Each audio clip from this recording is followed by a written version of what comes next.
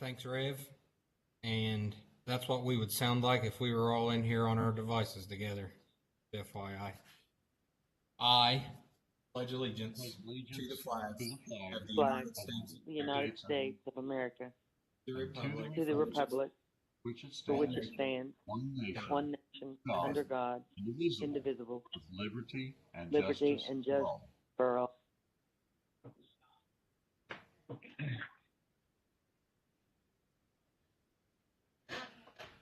Roll call, please.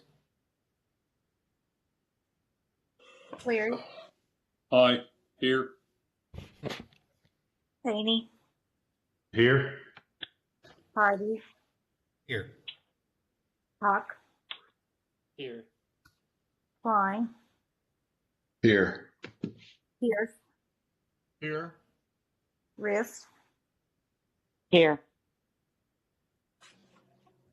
Next on our agenda, we have the approval of the meeting minutes for the Strategic Planning Committee meeting minutes of March 11th, 2021, the Finance Committee meeting minutes of March 11th, 2021, and the regular council meeting minutes of March 11th, 2021. I've got a couple of edits, if you don't mind. MARTA Strategic Planning Committee, March 11th. Harvey was present, just FYI. I want to make sure I get credit for being there. And also the regular meeting minutes of March 11th on page 7. It's under the discussion of ordinance 2110. Haney was an aye, not a nay. So there were 3 ayes. Haney was an aye, not a nay. Any other errors, omissions, additions to the meeting minutes?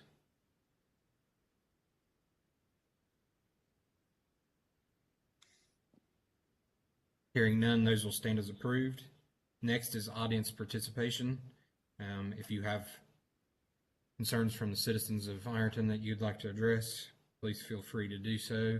And Mayor, you could feel free to address us as well. I know we have an invited guest, Nate Davis, and I'll give you the 3 things that I've heard this week. One is we have in council, we had a letter that I'll submit under communications for our next meeting from the Lawrence County Land Bank, signed Stephen Dale Burcham, and it's in regards to the COVID recovery relief bill that John just mentioned in finance, and should we want to allocate any money towards the land bank, they're more than willing to receive that money to help with blighted properties around our city as well as county. So I'll submit this under communications for our next meeting, but letter from the Lawrence County Land Bank and Stephen Dale Burcham.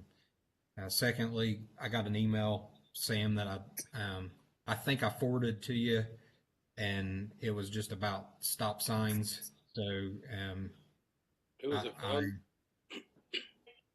I don't recall. It was on 12th Street. Craig, Mike Eastham. Yep, that's who it was. Mike Eastham. I got the same one. Please consider installing a stop sign on 12th Street at the intersection of 12th Street and Jones. People drive at very high speeds in the area. It is very dangerous. He didn't give an address or anything. I told him I'd pass it along to council and mayor's office, and thanked him for his interest and consideration. Yep, I got the. I'm sure probably some other people got the same email. It was just in the subject line. It didn't provide a whole lot of detail, but nonetheless, that's a 3-way and a 3-way stop, Sam, because 12th Street doesn't go on there, and it's also in the curve, like on 12th Street. So it's kind of a difficult place to have one, if you ask my opinion. But it's I know where he lives actually. But we'd have to look at it. That would be putting one back to back as well, I believe, right? Yeah. So me and Mike can take a look at it. The last thing that I got, and then I'll let you guys have at it. The last thing I got was an email that I definitely forwarded to you and Pam regarding some drug activity. And I asked the person if they would like to submit their letter under communications, and so far they have not reached back out to me to say yes or no. But if they do that, I'll submit that under communications. They're concerned about drug activity in their neighborhood, and they also mentioned that they reached out to Miss Rist.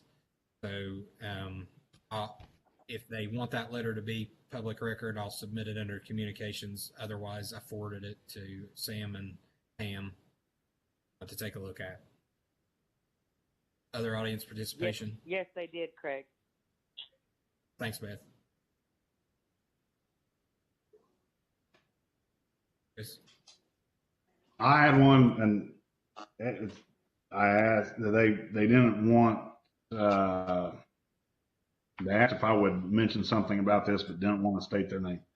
I guess on Pleasant Street, there is. What is it? Never mind. I'll talk to. Pleasant Street, there's a couch. It's in between 4th and 5th on Pleasant. There's been a couch there, and they said it's a place that a lot of, like, I guess cats get on, and cats have been a problem. And there's a couch like on the tree lawn that is still there that I guess cats congregate on, and they just asked if there were any ordinances. I said, yeah, there's some blight ordinance. But they also asked if somebody would drive by there and check and see if we can get rid of that couch that's on the tree lawn, and possibly, talk to the homeowner about that issue. They said it's a greenhouse in between 4th and 5th on Pleasant. Yeah, I would assume they are part of the affidavits that are out there pending, which we're working with Brigham's office to get those in. Okay. Good deal. But Thank the you. other thing I was going to say is, I thought that during audience participation, it was standard protocol that they have to state their name and their address whenever they address council. So someone brought that up to me recently, and I wanted to bring that up too right now. It is, Sam. You're right. And these times that we live in with ever-changing things, people sending us emails, and instead of addressing council, that probably should be our standard response to those. If you want this mentioned in council, because instead of calling you about the drug activity, I don't necessarily know that person wanted their name mentioned in council, but probably should have been a call to you rather than a council audience participation thing. It was a matter of convenience and leaving you alone, one less phone call. But you're probably I right. appreciate you forwarding it. I just didn't know what I mean. Like, they could come in here and say willy-nilly if they want right now, and it could be false. So I just wanted to make sure. Any others before we get to Mr. Davis? Yeah, I've got one thing, Craig, I'd like to bring up. Just a point of clarification, if a resident lives, say, in a piece of rental property or an apartment house, whatever, and they put the water bill in their name, and they've been living there for several years, and I think the old deposit on water, had the water put in the tenant's name, was like 125 or 150.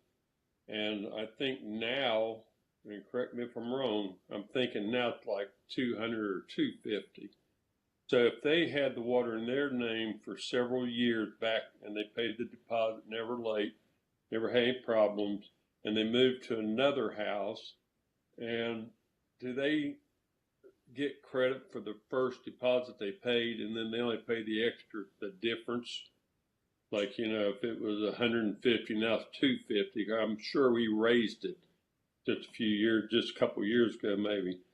did they just pay the $100 difference as transferred into their name at the new residence, or are they going to be charged a full deposit? That's my question to somebody. Go ahead, Brett. Bob, it's for property owners, it's $125 non-refundable deposit. For renters, it's $200 non-refundable deposit. So if this person would have,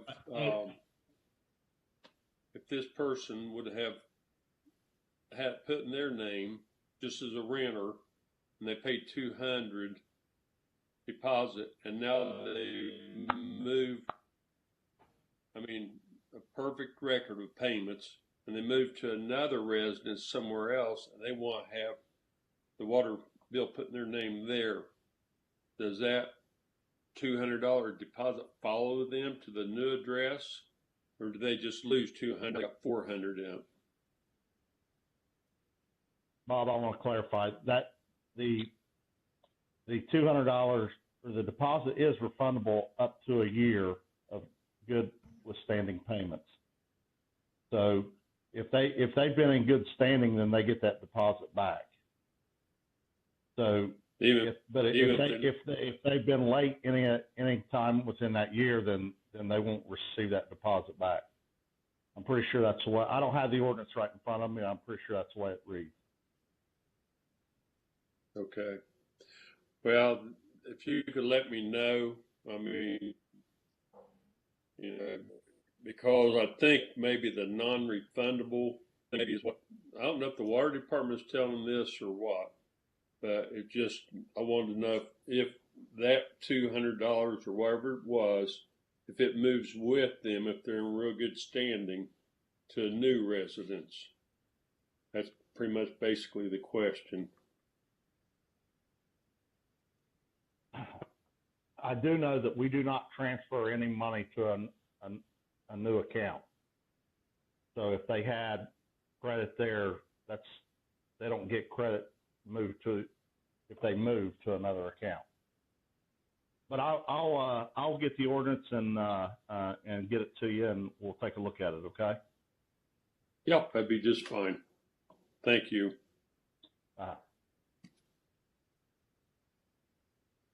Any other audience participation?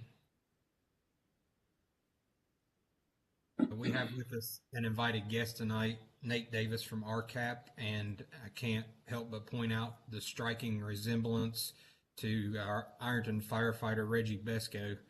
So take it away, Reggie Besco, doppelganger Nate Davis. I feel sorry for Reggie, but thanks a lot, everybody, for having me. I want to give a special thanks before I get started to the mayor and to Brett and to Ryan, your plant operator. They were instrumental in helping me put together this plan and giving me the information that I need. I also want to thank John, the CFO there, and please apologize to your billing staff out there. I know I called them and bugged them quite a bit for information, and they were all very, very helpful and very polite and provided me with whatever I needed. So I'm Nathan Davis. I'm with Ohio RCAP. I'm going to kind of present to you kind of a summarization of your water asset management plan, kind of give you some details on that and the gist of it. And so I'm going to start here, and I'm going to share my screen.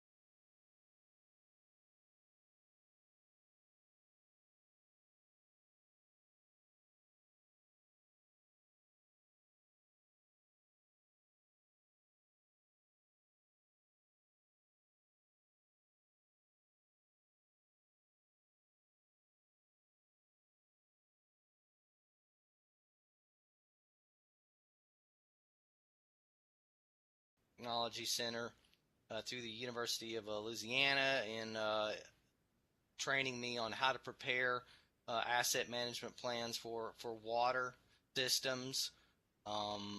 This mainly, RCAP, we usually assist with communities of a population of 10,000 or less. That's why a lot of our services are free to those communities. However, since Ironton is a city and a larger population, that was why we had to conduct a fee-for-service contract with you guys, because the services we needed to provide to you were not covered by our funders. So I'm with Ohio RCAP. You may, that's the Rural Community Assistance Program. We're a not-for-profit company. We are nationwide. There's one of us in every state. We have an office in D.C. I'm located in Waverly, Ohio. I've been here for about 25 years. Prior to being with RCAP, I was the village administrator of Waverly, Ohio for about 9 years. I've been with RCAP for about 12. And just for confusion, if you ever see Great Lakes Community Action associated with us, that's because every state has a different agency that houses the RCAP program. It's a national program, but it's housed by a different agency in every state. And it's Great Lakes Community Action up in Fremont, Ohio, that houses the Ohio program. So we're kind of the community development department of the Great Lakes Community Action Commission up in Fremont. So just wanted to clarify that. So what is an asset management and plan, and why does Ironton need that plan? Okay. And really the answer to that is kind of twofold. Number one, don't get too caught up in asset management in the term itself, because really all it means is proper utility management. This has kind of been a nationwide effort here over the last 7 to 10 years in the United States. It's been a concept that's been kind of going on for a little while longer in Europe, since they have such older water and sewer infrastructure. But now that the United States' infrastructure in terms of water and sewer is really starting to kind of catch up in terms of that old age, this is a concept that is kind of really starting to take hold here as well. So asset management, really what you have here is you're going to have, a set of policies or a set of directives, which I'll talk about later, that kind of, dictate to you kind of what the process is going to be. You have some management controls and some implementation, which is kind of what, looking at your maintenance program, your ordinances and regulations that you have in place to maintain your water infrastructure. You kind of have some performance assessment, which you want to kind of do every so often, at least on a biannual, if not annual, process of kind of evaluating your infrastructure. And then you got kind of a management review process, which would be, of course, your council and your mayor and your chief financial officer and others kind of taking a look at that plan and making and giving it approval and getting it into practice. Here in Ohio, the main thing is that Ohio Senate Bill 2 was passed in October of 2017, which requires all water systems to implement an asset management plan for your water system. And if you ever wanted to look at those rules and regulations, they're outlined in Chapter 3745-87 of the Ohio Administrative Code. Not that anybody ever gets that out and reads that before they go to bed at night, but just in case, if you're wondering, you can go to that chapter, and it kind of gives the outlines of what needs to be in that plan. Now, some of the components of the plan that I've put together here for Ironton through with assistance from people there in place. Some of these things you already had, and we kind of just needed to bring them into the fold and kind of get them associated with the plan, and that's your operation metrics and just some general data of the water system. And I would like to, this probably would be a good time to announce, there is a set of there is an Excel spreadsheet and a Microsoft Word document that has been provided to your mayor, to your chief financial officer, to Mr. Thomas, and to Ryan Watts. And that is the bulk of the plan. So any of these items that I talk about here in this presentation, the main appendixes, which I'll refer to in this, they are all located within that and can be reviewed by anyone at a later date. So I just wanted to mention that. But then also part of that is, there's a schematic of your system. There's your water contingency plan, which should be updated once a year. You've probably already been doing that. There's your various rules and regulations that affect your water systems, going all the way from your water rate ordinance to, what fees and charges you have for shutoffs and whatnot. And then there's your best management practices.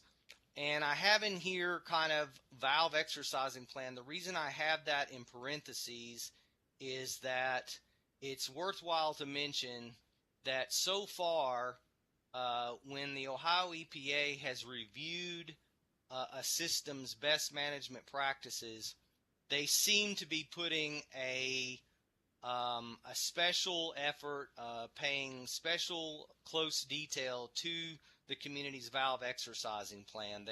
They've really, I guess we've kind of had some issues here with some other communities in the past where that has not been being performed as well as it should, and it's caused a lot of problems. So I just wanted to mention that that's an area that they really look at when we start talking about those maintenance activities of a community, and we'll talk about this a little more. So the first step we did that you should do when setting up an asset management plan is to determine, what do I have, where is it at, and what condition is it in? And this is in Appendix K of the spreadsheets that have been provided, and it's your inventory. And when we go through the inventory, and I'm going to show you this next slide, and you may not be able to read it, we go through that, and we list everything that you have, all the way from how many meters you have, how many hydrants you have, how many linear feet of water line you have, how many tanks you have, how many pumps, and try to make a listing of components that you have in your water plant, and etc. And then once we do that, we want to set up kind of a scoring system, and Brett and Ryan and myself did this as we went through the plan. We want to give kind of a weighted score on two categories to each of those components, and that is, hey, number one, what is the probability of that system failing on a scale of 1 to 6, and then on another, 1 being not likely, and 6 being, it's imminent. And then we also did the same thing for each component. We gave it a 1 to 6 score. If it does fail, what's the consequence of that failure? Is it very low, for example, if say just 1 meter fails, or versus if one of the tanks goes completely out, what's the consequence of that? Well, that would be pretty bad, so it would score higher, a 4, a 5, or a 6. And we did this for each components. And this is kind of a picture here, and I know you can't read those letters too well, but this is kind of a glimpse at what that inventory looks like. And this is in Appendix K of the Asset Management Plan. And if you were to take that appendix and look at that, you would see that we went through and we did a complete inventory. We started with the production wells, the treatment plant, the water storage tanks, the control valves, the Indian Hills Subdivision Booster Station, all the hydrants, and then even an equipment and vehicle inventory of what is under the realm of the water department. We determined how many we had. We determined what the age of those were, and we decide, determine what the expected useful life of each of those components are, what we think their projected last year of service is, how many, useful life years do they have remaining, what's their replacement cost, is that going to affect capital cost, or is that going to affect OMR cost? We came up with a total replacement, and then out to the right is just us going through and giving that score, that ranking of 1 to 6 in both of those categories that I just spoke of. We did that for every single component in the water system. So within the system as a whole, you also have several smaller, short-lived asset systems and parts. For example, pumps and valves, hydrants, things of that nature. These are things that they're probably not going to last more than 10 to 20 years, and they're not high dollar items, okay? We went through what we want to do when we're going through this process, and in asset management, it's kind of like, think of your car, okay? Think if you were going to put together a maintenance plan for your car, okay? You can break that car down into several different systems, okay? If you tear it apart system to system, you've got the front end, you've got the transmission, you've got the engine, you've got the rear end, you've got the fuel system, and all these different things. That's kind of how you want to look at your water system when you're doing an asset management plan. So when we take our car, what we're trying to do here in the United States when it comes to our water systems is, unfortunately here for the last 50 years with a lot of these systems, they've kind of been going into a run to failure mode. So like if you take your car, for example, if you don't change the oil, you bought a brand new car right off the floor, right off the showroom floor, and you didn't change the oil, you didn't check the tire pressure, you never cleaned the battery connections, you didn't flush the coolant system, you didn't change the transmission fluid, you didn't do anything. Well, that car would still probably run about 45,000 miles though. You could run it right into the ground and it'd last you that 45,000 miles. Okay? So you would run that thing to failure. Okay? This is, when it comes to the asset management culture, to the asset management plan thought process for drinking water systems in Ohio, this is the mentality that we're trying to get away from by doing our asset management plan. So, when we look at Ironton's, their water system, you might say, well, hey, nowadays that's what you do. You buy something new, you run it into the ground, then you go throw it away and you go get another one. Well, the problem with that when it comes to your water system is you're talking about, just in Ironton alone, we came up with at least $53 million in value to your water system replacement. A good chunk of that being, of course, your water line, but then all the other components as well. And you're talking about a system that, it's not just one family depending on, it's the entire community of Ironton and even some of the outlying area that's going to be needed for not just this generation, but for the next generation to come. So we really need to have a plan on how to extend that useful life of that system to the very best we can. So after we did our inventory, the next thing we did is we went through and we said, okay, what preventative and predictive maintenance tasks are not being performed that are essential to the long-term health of the system, mainly due to lack of funds or resources? And these are all going to be listed in your Appendix D and in Appendix L. Okay? And so to take this one step at a time, I'm going to kind of summarize some of the highlights that we came up with when we were looking at some of these preventative and predictive maintenance tasks.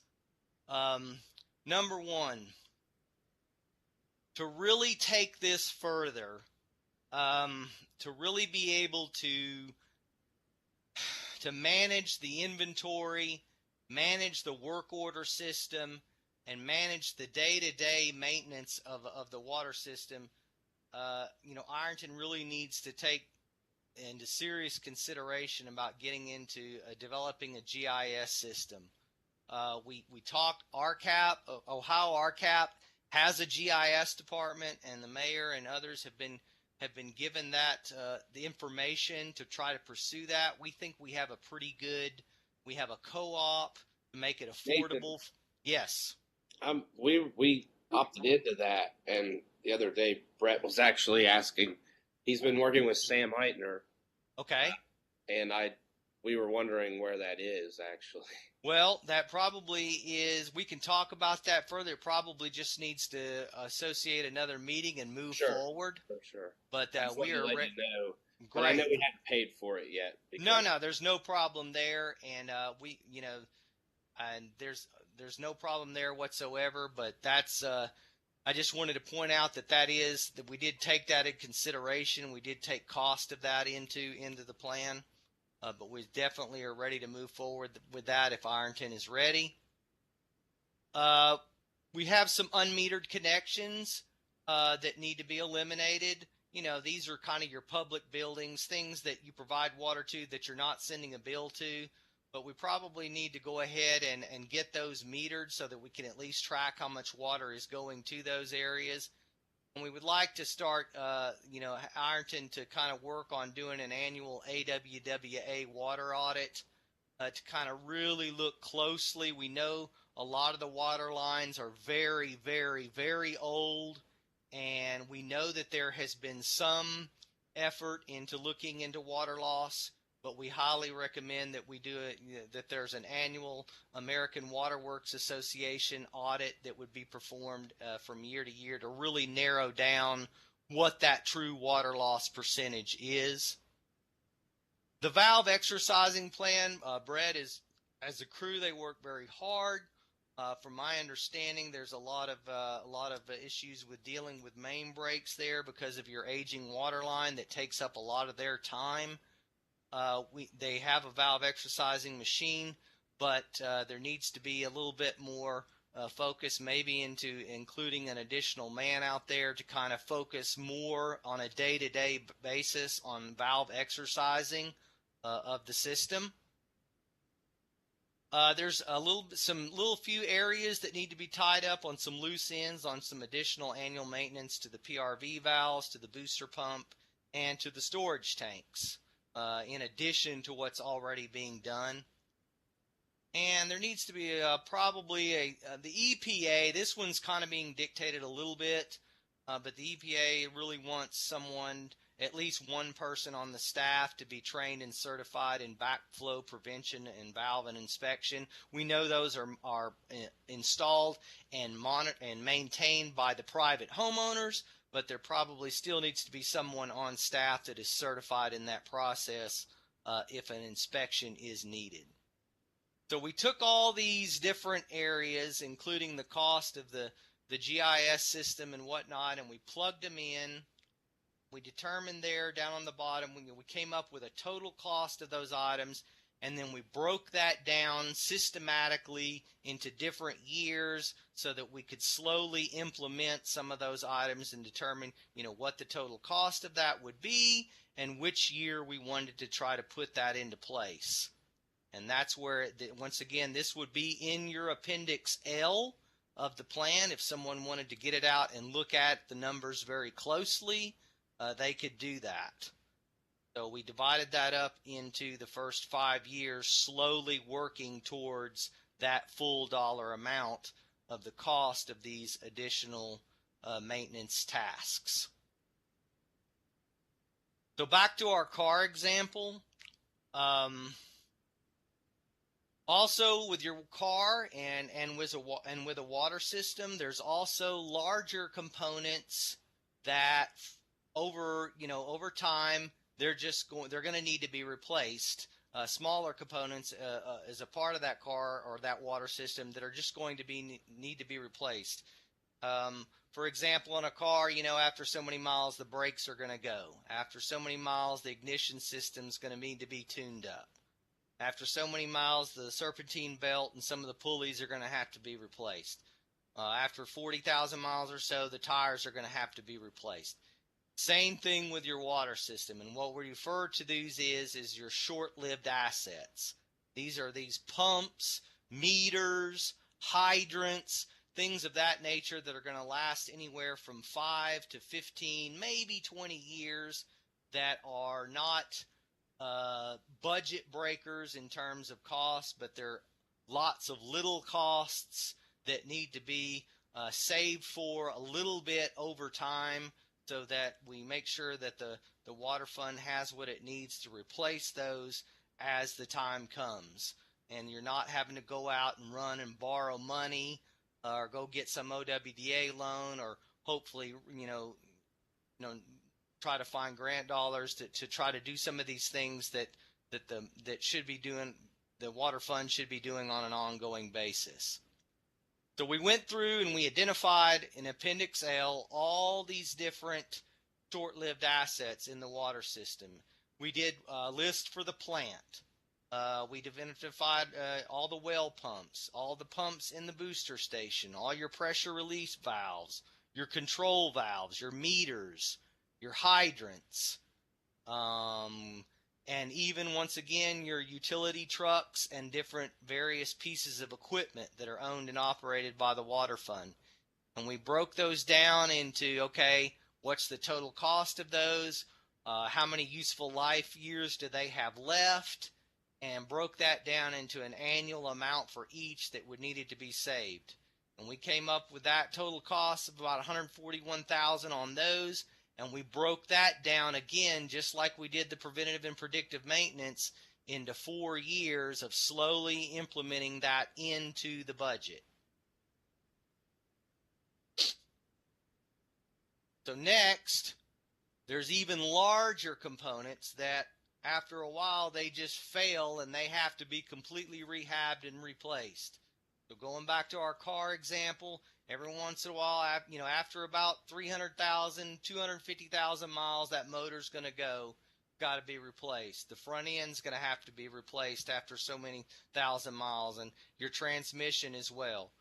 Same thing with the water fund. Now, what we refer to this is your capital improvements, those big, large water line replacement projects that need to be done. When the water plant needs to be completely rehabilitated, it's been in place for 30 years or 40 years, and it's time for certain things for it to just be completely rehabbed. A water tank needed to be replaced, items of that nature. Now, I want to applaud Ironton in that regard. I kind of came up with working with Kevin Wood, who's been working hard with Ironton on developing some of their capital improvement projects, and we kind of got some of those listed here.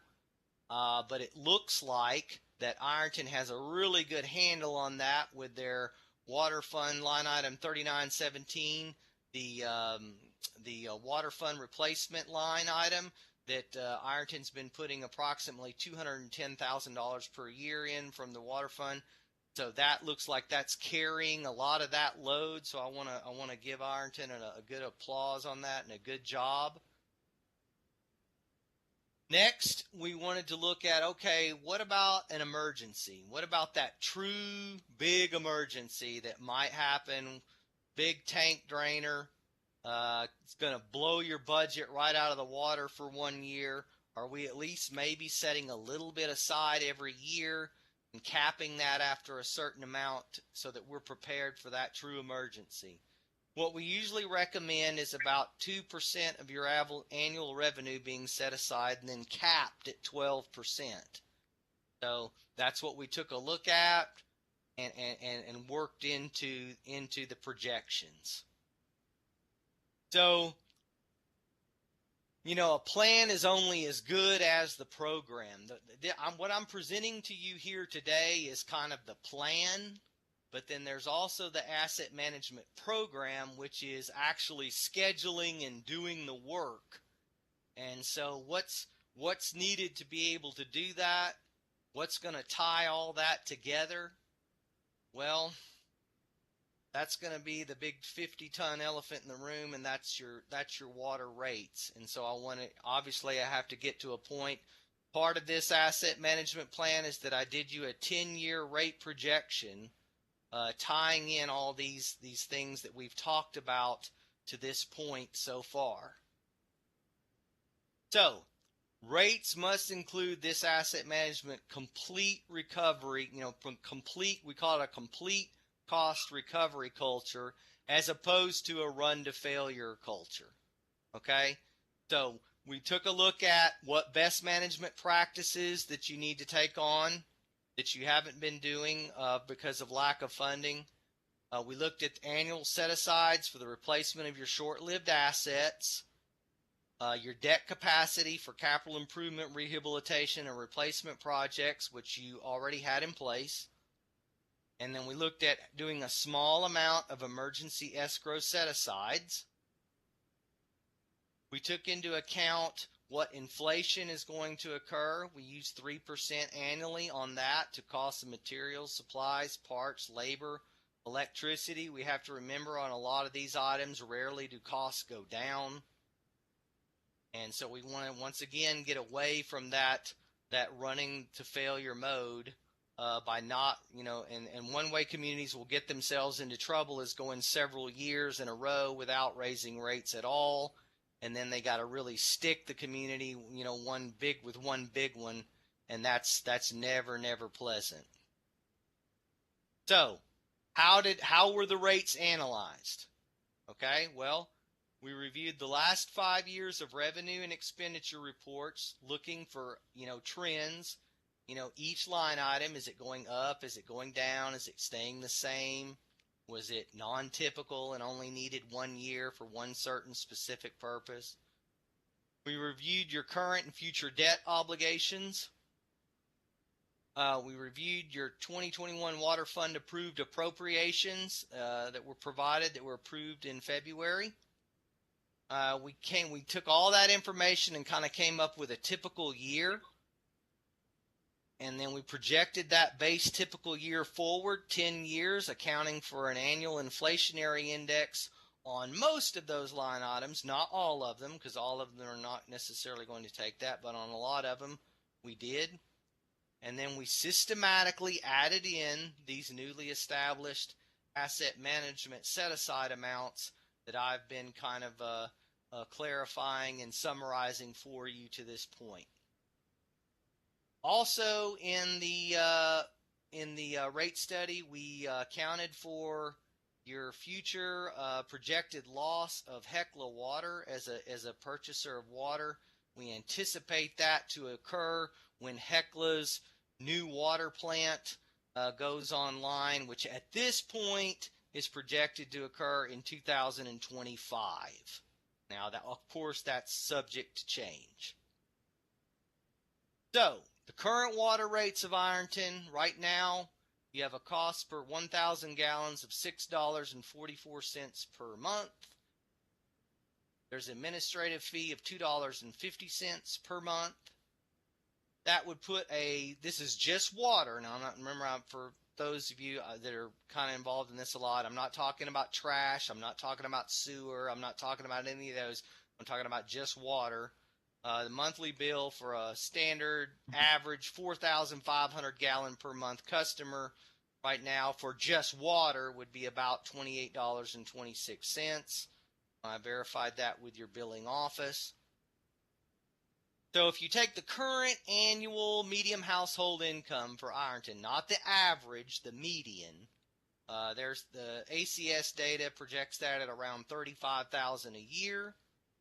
So that means a typical 4,500 gallon per month customer is paying just less than 1% of their annual income based on the median household income towards their water bill.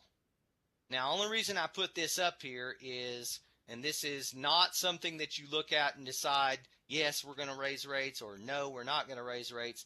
It's just something that you need to at least look at, is because most of your funding agencies and the Ohio EPA, when you ask them, well, hey, what do you consider to be an affordable rate?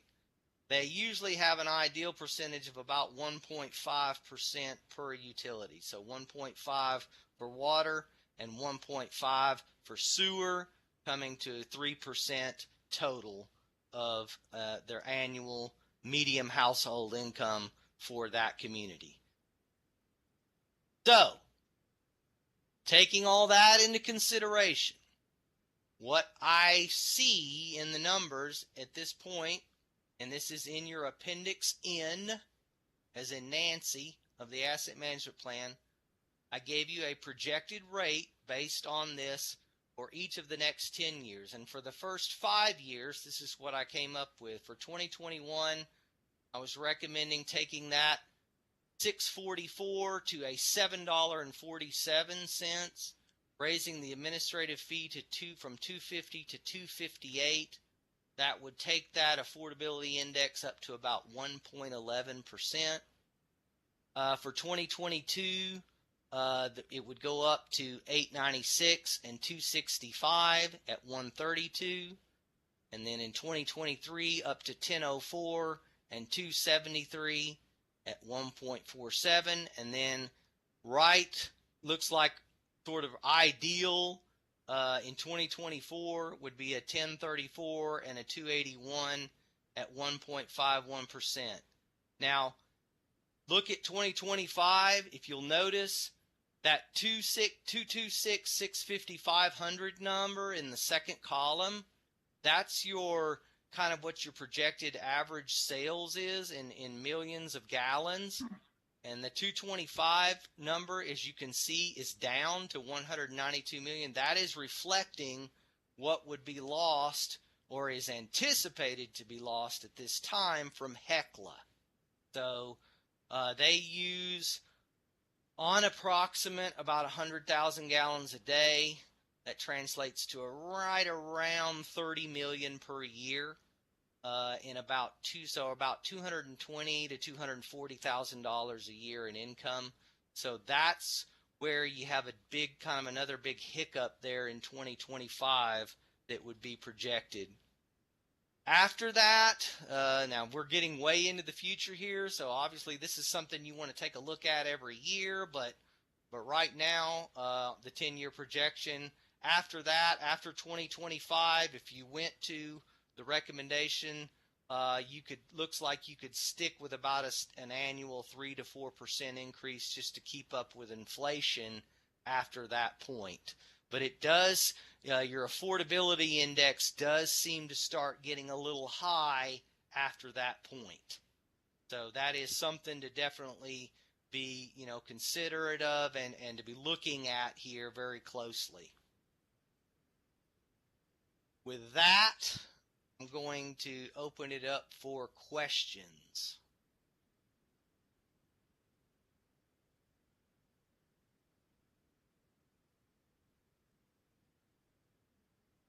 Thanks, Nathan. John?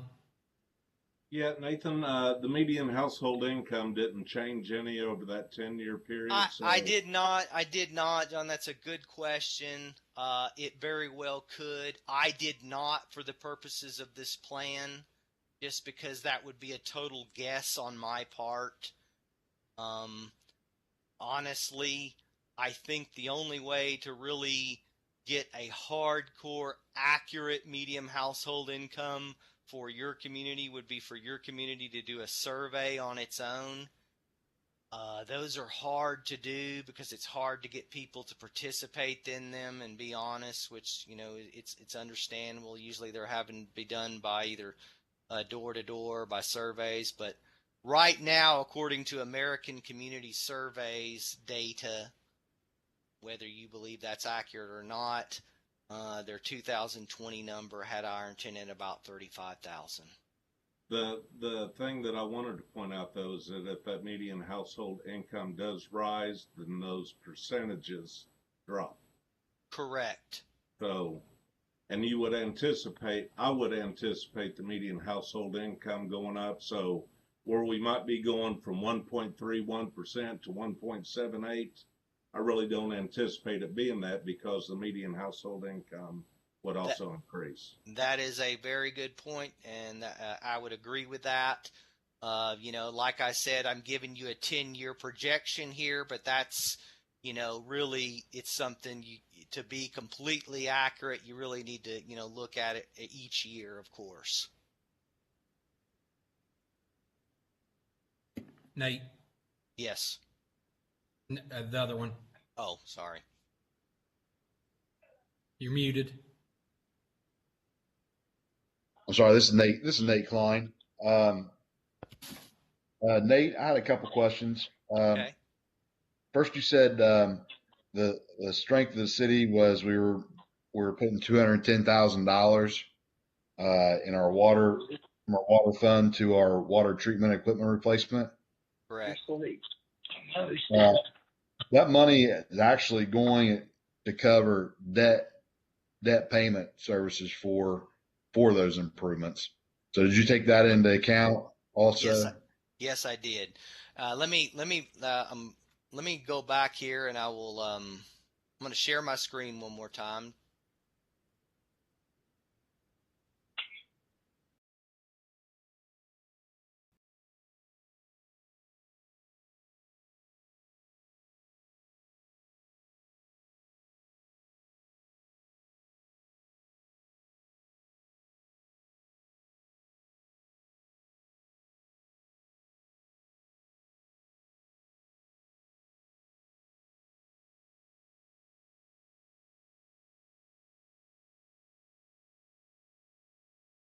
It's for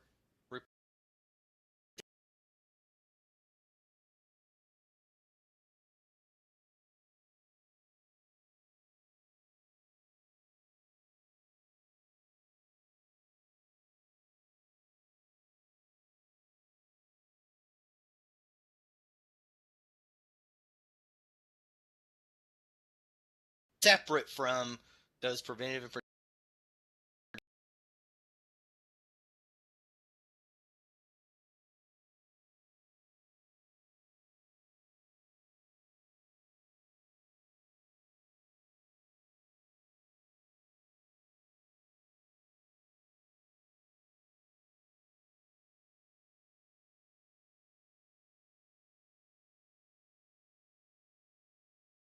please save up 20%.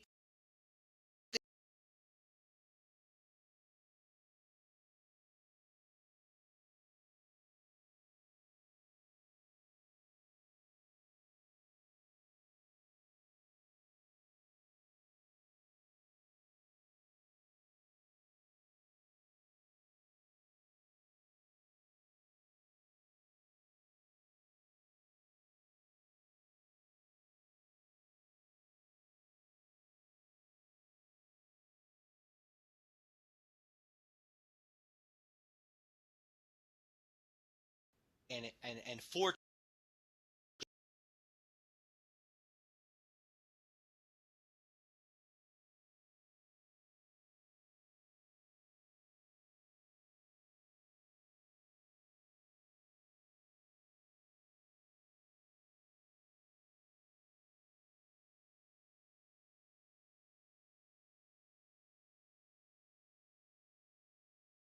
January 1, 21, or did you have well, a?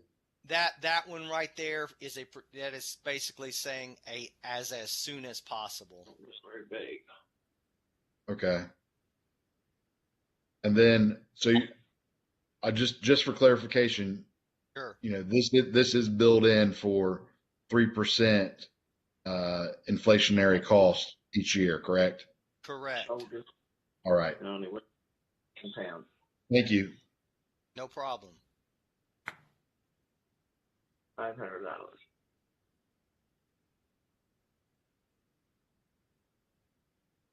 Any other questions?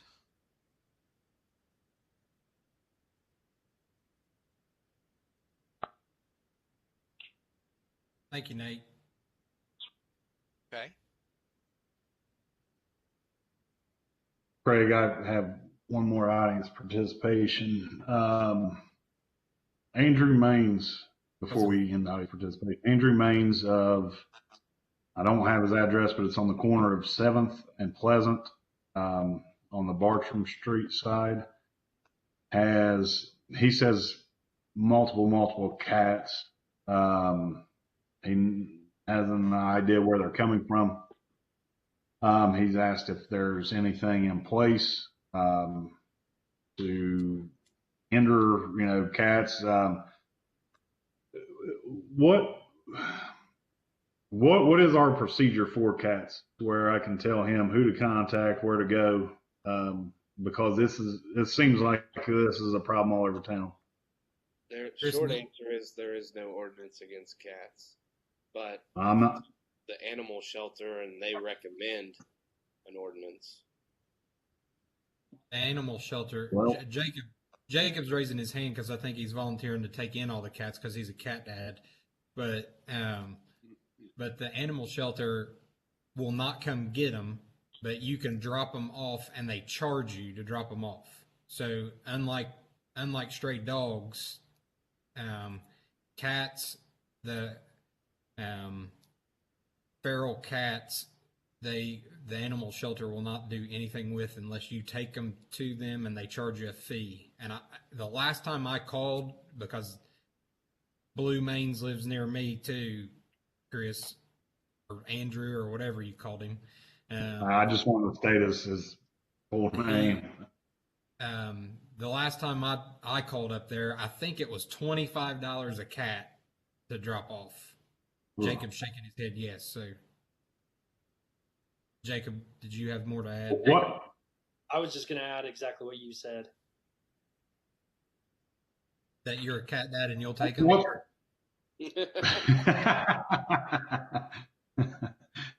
I've already got 6. Sam, what is the recommended ordinance for? Well, cats? one, if you feed them, they're yours. That was the one rule I got from it. So they're your responsibility if you feed them. But there were some example ordinances that I got from Denise Paulus. We could actually have her on sometime if you want to discuss it. I would like to invite her to the next meeting she's available for, because I've been, without going into it, I've seen a lot more problems with cats from other people that really haven't made an official statement. So I'm going to stay away from that. But that's where but there's been a lot of issues with stray cats and everything, and tearing up their porch furniture and tearing up their mulch and plants and things like that. So I'd definitely be interested in, whenever she's available, kind of getting some recommendations on that issue. Hey, Sam, do you think you could have her, not the next meeting, Bill Dingus is coming to present to us, but the one after that is an invited guest, and maybe even ask her opinion on sample legislation that she was considering bringing to us, so that we can review it, to ask her questions, because it's not just isolated to one neighborhood. Bob's been on here a whole lot longer than I have, but it seems like at least a couple times a year someone addresses council about feral cats in their neighborhood.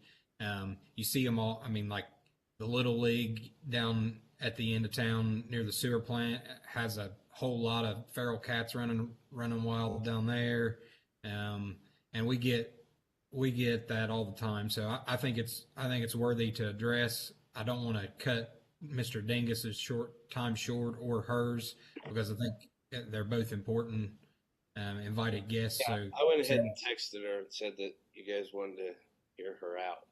Okay. See if she could come to the second meeting.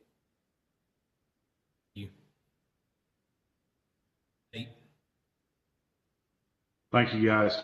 Is Nathan Davis still on here? I didn't know if anybody had questions for him. We already asked. I was talking to Nathaniel, as his dad called him in recreation. Yeah. That's right. No, I want to thank Nate Davis for coming and presenting your presentation. I would like to, I think the state of the health of our water fund right now is in dire straits, and some of those things that he's talking about needing addressed. I'd like to, if we could have a PUC meeting to discuss some of those things that he was drawing attention to and some of those needs. I didn't know if there's any interest in further discussion with that. I think it needs addressed sooner rather than later. When would you like that meeting? I'll leave that to the mayor, Brett, John. Do you have any preference? Is that a meeting outside of our normal count? 5 o'clock before council, or Craig shaking his head yes. Okay. Beth, you can get with Brett and the mayor, and I think, is Chris the other person on PUC with? I think Yep. it's. I Beth. could be available any evening next week, besides Wednesday. Beth, we'll coordinate with Brett Thomas and Chris and get a date together for next week sometime. Okay. Thank you. Thanks. Thanks both Nates.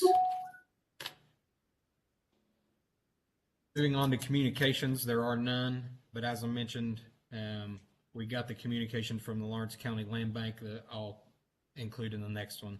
Reports are none. Ordinances, if the clerk could please give first reading to ordinance 2113 by title only.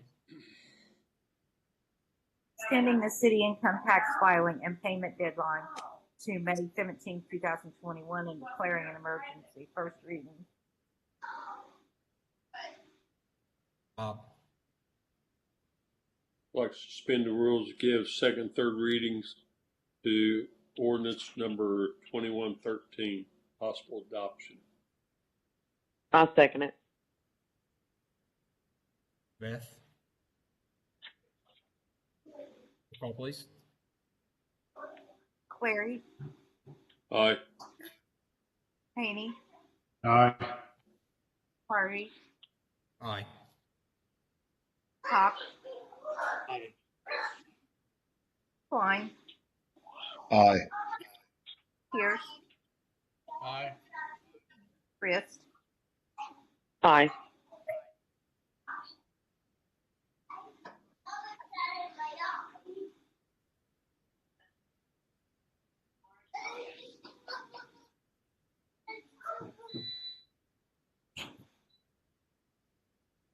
To get through everyone, my network was resolving its issues.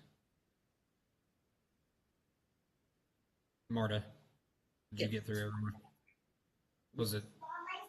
Did we have at least 6 out of 7 to suspend? Yes. Okay, thank you. If the clerk could please give ordinance 2113 second and third reading by title only. Extending the city income tax filing and payment deadline to May 17, 2021, and declaring an emergency. Second reading. Extending the city income tax filing and payment deadline to May 17, 2021, and declaring an emergency. Third reading. Bob. Make a motion to adopt ordinance 2113. Jacob. I'll second that. Thank you. Point of discussion. John or Nate, someone in finance did mention that that federal income tax return is part of the city filing. So in order to be compliant with what the federal government's doing, this is necessary on our part. Any other discussion? Thought that was worthy to bring back up since we discussed it in finance. Roll call, please. Cleary, Aye. Haney, Aye. Harvey,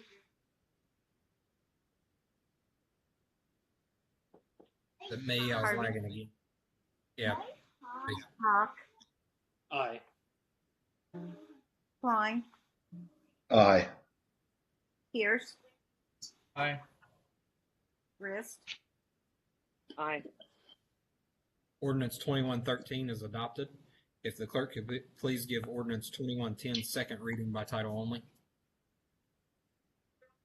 authorizing the detachment of 33.89 acres of land situate in the southwest quarter of the southeast quarter of section 21 T1 R18 of the Ohio River Survey situate in the township of Upper, county of Lawrence, and city of Ironton, state of Ohio. Second reading. Bob. I'd like to make a motion, we suspend the rules and give ordinance 2110 third reading by title only. I'll second it. Beth, thank you. Roll call, please. Cleary, Aye. Haney, Aye. Harvey, Aye. Hawk, Aye. Klein, Aye. Pierce, Aye. Rist, Aye. If the clerk could please give ordinance 2110 third reading by title only. authorizing the detachment of 33.89 acres of land situate in the southwest quarter of the southeast quarter of section 21 T1 R18 of the Ohio River Survey situate in the township of Upper, county of Lawrence, and city of Ironton, state of Ohio. Third reading. Bob. Make a motion to adopt ordinance 2110. I'll second it. Thank you, Beth. Discussion. Yes, can we get some clarification on this ordinance? Because I know it's kind of an obscure ordinance. Does anybody have any clarification on what this is? Are you? Oh, this is the detachment of the property that we talked about. I think it was last meeting, Chris, and we've got emails from the property owner about. I know it's a matter of public record because it's in our last meeting minutes. So I guess fair to say, Miss Waldo, Rayetta Waldo, is the person requesting the detachment because her land is forest land that is undeveloped that she would like to see utilized in a manner that is outside of the city limits. To summarize, I guess. Okay, I have a little bit of discussion on this. For one, last meeting, both Dennis Gumbert, our wastewater supervisor, and Brett Thomas, our water supervisor, both said that city services wouldn't be a problem to reach that property. So water and wastewater are both able to reach that property. Also, I found that Ms. Waldo inquired about the development on the property she is attempting to de-annex while Rich Blankenship was the mayor. She was told that she would have to follow city guidelines and ordinances and pay to get this completed. Pulled out after the response that she received from the city's administration at that time. So for basically the letter to state that she isn't attempting to develop this property, history determines that is a lie. So I've looked at the property, I've seen it. It's prime real estate for development. Land's really not hard to use, so you could make it even. You could make even more house seats on it. We've talked before that, I think our job as council is to grow the city, not shrink it. You're talking about, we just had a long discussion about, insane increases in water rates. So that would deter citizens from moving in to basically supplement those water rates.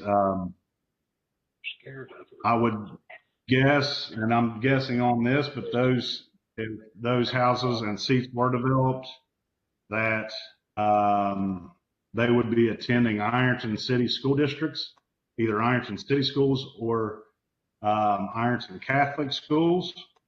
So they would not be paying the school. They wouldn't be paying the school portion as part of the property tax, but still attending the schools.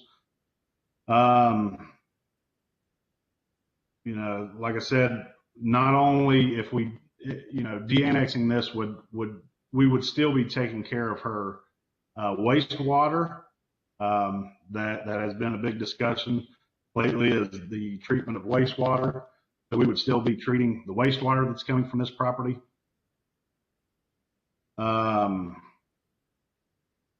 Let's see.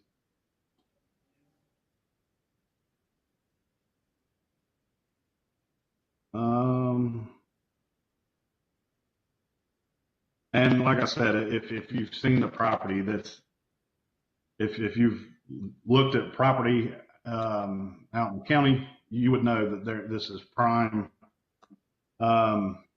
This would be a prime piece of land to develop for houses. So basically, I don't see why anybody would think that we would need to de-annex this with the city services being available, with the possibility of the population increase, population of, like we've talked about, tax base increase. So I just think this is a bad move.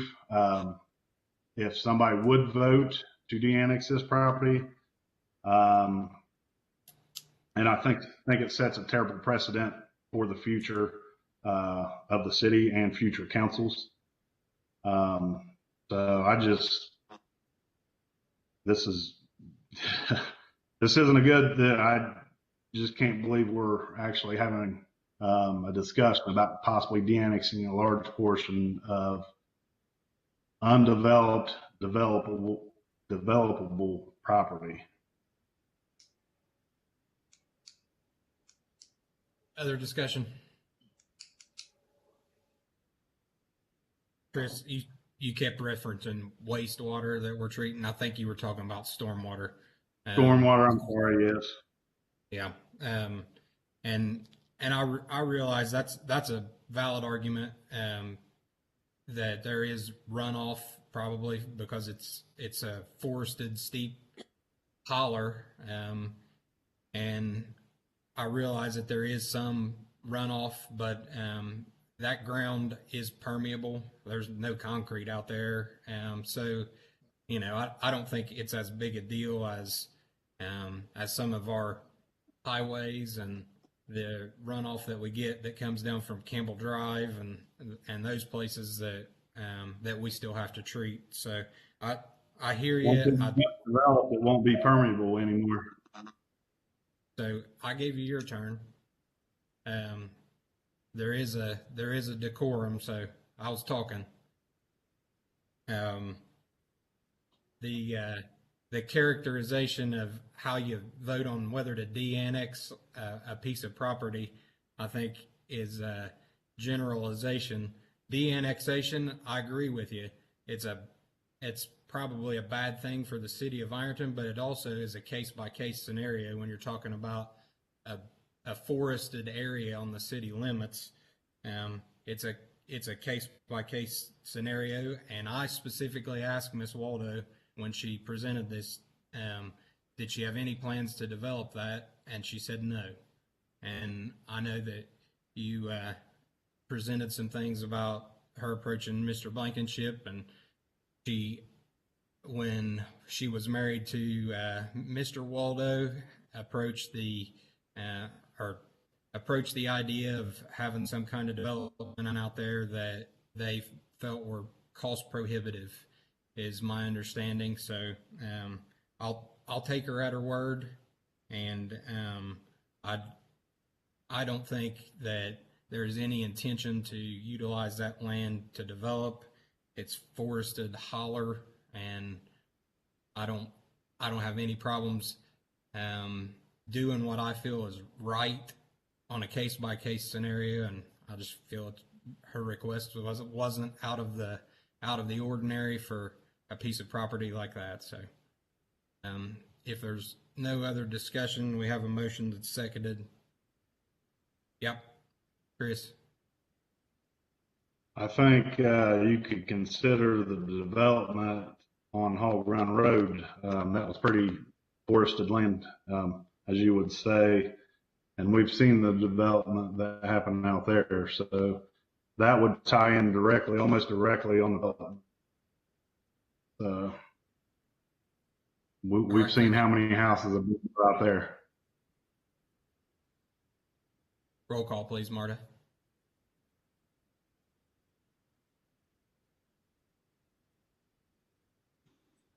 Cleary, Aye. Haney, No. Harvey, Aye. Hawk, No. Klein, No. Pierce, Aye. Rist, Aye. Ordinance 2010 is adopted. Moving on to resolutions. If the clerk could please give resolution 2114 reading by title only. resolution authorizing the approval of a contract for services agreement with the Ironton Area Community Action Organization, Inc., CAO. Bob. Make a motion that we adopt resolution 2114. Mike. Second. And that also received favorable recommendation from finance tonight. Just FYI. Nate. Craig, I'm going to abstain from voting on resolution 2114 for possible conflict of interest. Jacob. I'm also going to abstain from this vote too, for possible conflict of interest. Thank you. Roll call, please. Cleary, Aye. Haney, Aye. Harvey, Aye. Pierce, Aye. Rist, Aye. Resolution 2114 passes. If the clerk could please give resolution 2115 reading by title only. resolution of authorization to file an ODNR cooperative boating facility grant application. Bob. Make a motion to approve resolution 2115. I'll second it. Thank you, Beth. Also make mention that that was favorably recommended by Finance Committee this evening as well. Roll call, please. Cleary, Aye. Haney, Aye. Harvey, Aye. Hawk, Aye. Klein, Aye.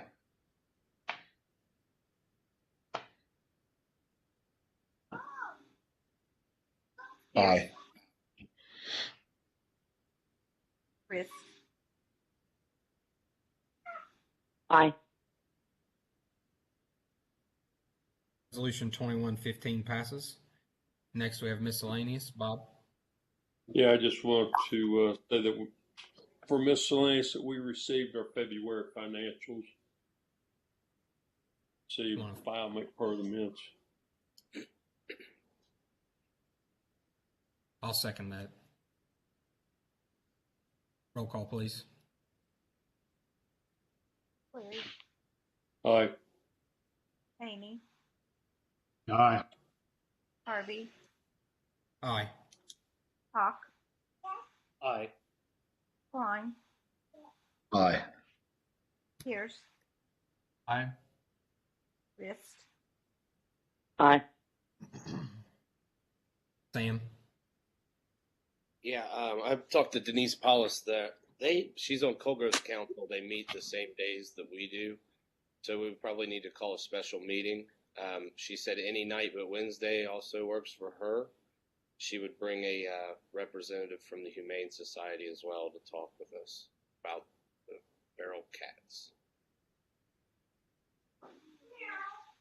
So whenever you want to call that, I'll have her and them be here.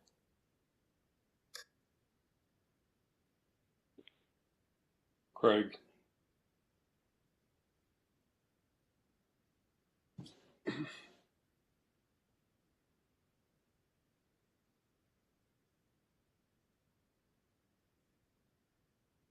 I think he said, go ahead, Bob. Okay, I didn't hear him. Maybe we can make that the same evening that you had the PCO meeting.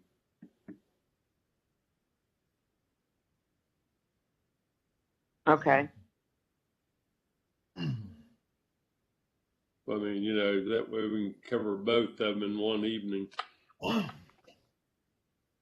Only a suggestion. That's fine with me. Okay. Just whenever. Thanks, Beth. No problem. Greg? Craig, I think you're muted. I was hoping someone could address the council meeting not being recorded last time. Is there any information about that? I know I've had a few citizens ask me about it.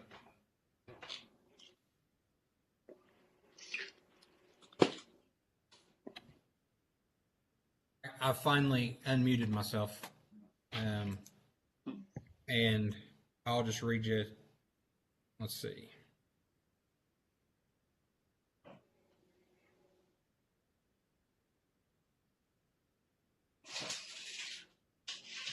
Still on? Still going. I gotta get on the computer. Good.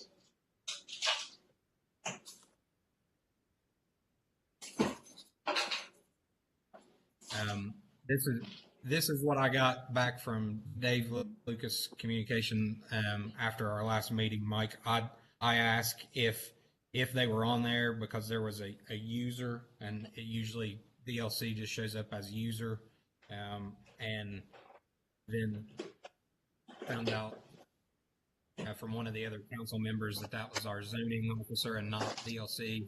It had not been recorded because we didn't know that it wasn't being broadcast.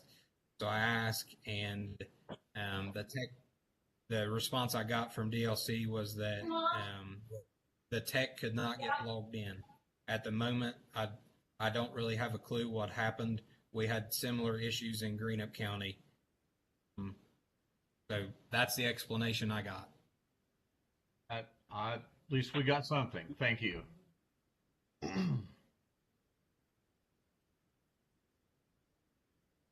Bob.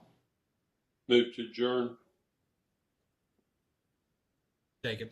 Before we adjourn, I just want to call a strategic planning committee meeting before our next regular meeting at 5 o'clock to discuss sanitation cleanup and dumpsters costs and sanitation rates.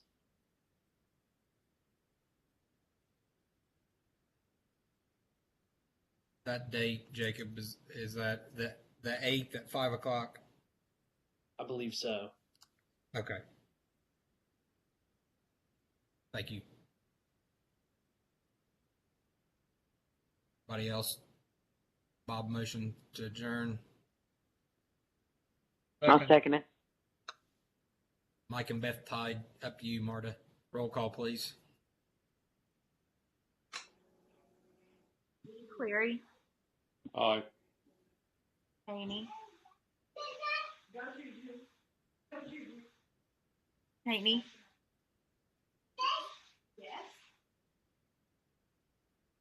I think he's going on already. he's gone. Okay. I think that's a yes from him then. Harvey, Aye. Hawk, Aye. Klein, Aye. Pierce, Aye. Rist. Aye. Thanks, everybody. Thank y'all. Have a good evening. See ya. Happy Easter, everyone. Yep.